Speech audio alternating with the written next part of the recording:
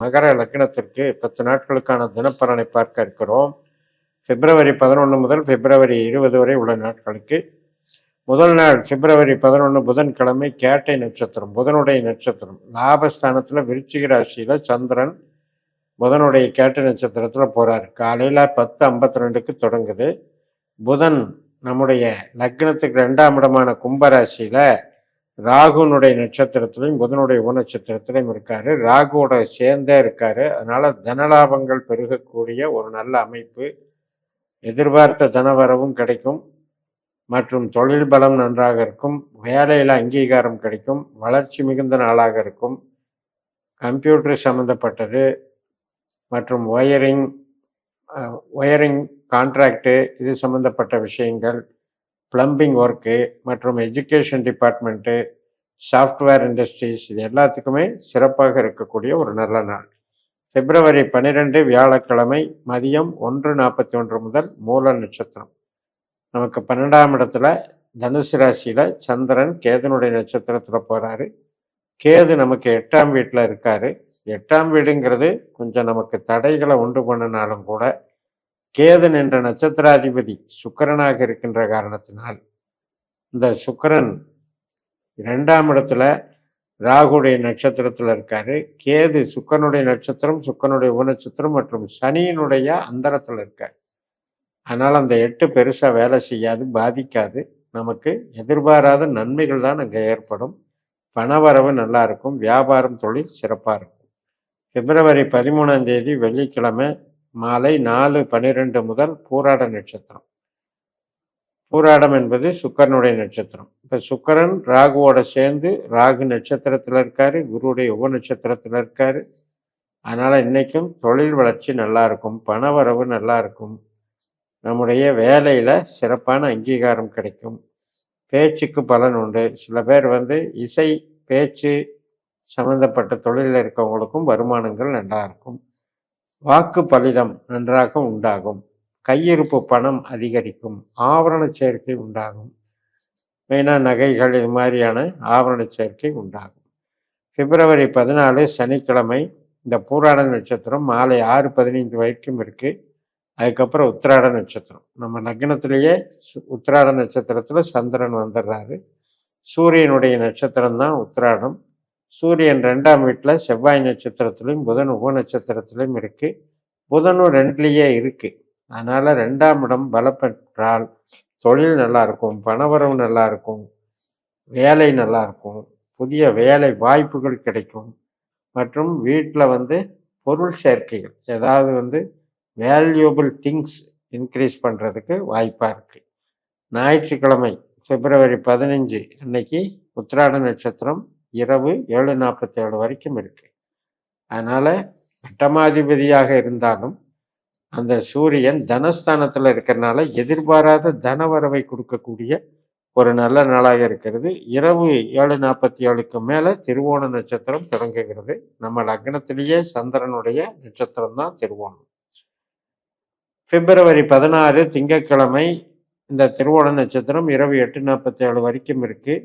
அதனால் இன்னைக்கு அகம் சார்ந்த நன்மைகள், உறவுகள் பலப்படுத்துகிறது. கணவன் மனைவி உறவாகட்டும், கூட பிறந்தவங்க உறவாகட்டும், பெற்றோர்கள் உறவாகட்டும், குழந்தைகள் வழி உறவாகட்டும், எல்லாமே மகிழ்ச்சியை தருவது.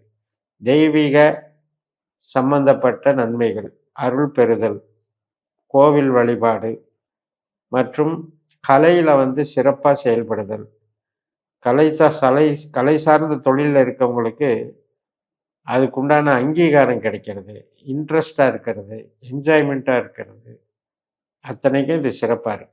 பிப்ரவரி 14ஆம் தேதி செவ்வாய்க்கிழமை அவிட்ட நட்சத்திரம். செவ்வாயே அவிட்ட நட்சத்திரத்தில் இருக்கார். அதனால் சந்திரமங்கல யோகம்னு எடுத்துக்கணும். செவ்வாயினுடைய உப நட்சத்திரம் ராகுவாக இருந்து 2ஆம் இடத்துல ராகு இருக்கார். நம்முடைய முயற்சிக்கு, நம்முடைய விருப்பத்துக்கு, நம்முடைய குறிக்கோளை அடைதல், எண்ணங்களை நிறைவேற்றி கொள்ளுதல், அது அத்தனைக்கும் சாதகமாக இருக்கும். தன லாபத்தை பெருக்கி கொடுக்கும், பூமி ஆதாயத்தை கொடுக்கும், கட்டட ஆதாயத்தை கொடுக்கும், சகோதர வழி மேன்மைகளை கொடுக்கும் மற்றும் நம்முடைய 11ஆம் இடம் அப்படின்றது அதிபதியே செவ்வாய் தான். அதனால் ஒரு சில பேருக்கு அரசியல் வெற்றி, பதவி வெற்றியை கொடுக்கும். எல்லா விதத்திலையும் செவ்வாய் என்பது மகரத்துக்கு வந்து ஒரு சுயபலத்தை பெருக்கக்கூடிய ஒரு கிரகம்.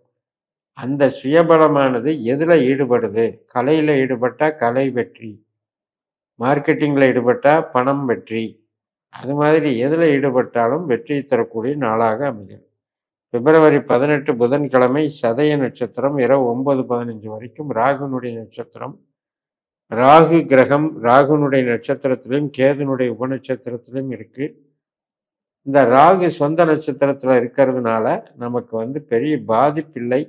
அதே நேரத்தில் மனசில் வந்து இனம் புரியாத ஆசைகள், குழப்பங்கள், தாக்கங்கள் இருக்கும். ராகுனாலே தேடிக்கிட்டே இருக்கிறதுன்னு அர்த்தம். பெருசாக என்ன கிடைக்க போகுது அப்படின்னு கற்பனை பண்ணிக்கிட்டே இருக்கும்.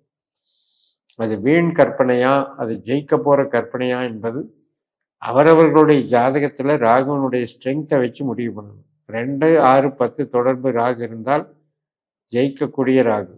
அதே 8, 12 ராகு 8ஆம் பாவ 12ஆம் பாவ உபநட்சத்திரமாக நம்ம ஜாதகத்தில் ராகு இருந்தால் கொடுத்து கெடுக்கக்கூடிய ராகு, ஆசை காட்டி மோசம் பண்ணக்கூடிய ராகு. இப்போ 8ல் வேற கேது போய்கிட்டு இருக்காரு.